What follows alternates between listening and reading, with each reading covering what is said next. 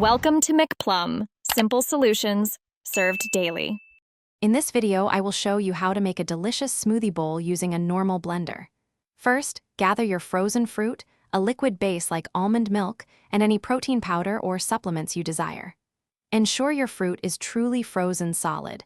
This is key for a thick consistency. Start with less liquid than you think you need, as you can always add more. This initial setup is crucial for achieving that perfect, scoopable texture. Achieving a thick smoothie bowl with a normal blender requires a bit of technique. Start by pulsing your ingredients on a low setting. Use a tamper if your blender has one, or stop frequently to push down the frozen fruit towards the blades. Avoid continuously running the blender on high, as this can warm the mixture and make it too thin. Patience is key here. Blend in short bursts until smooth and creamy. Hey everyone, quick pause from our smoothie bowl making.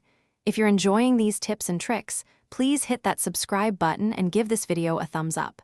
Your support helps us create more content like this. Also, quick recommendation. The Echo Dot smart speaker is fantastic for playing music while you cook or setting timers for your blending. It's a great addition to any kitchen. You can find a link to it and other deals in the description. Now let's get back to the video. Once your smoothie reaches that perfect, thick consistency, it's time for the fun part. Toppings. Carefully spoon your smoothie into a bowl. Now, get creative with your favorite additions. Fresh berries, sliced banana, crunchy granola, or a sprinkle of chia seeds all make excellent choices.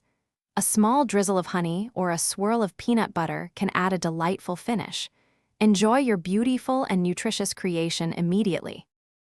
Thanks for watching. Stay juicy and subscribe.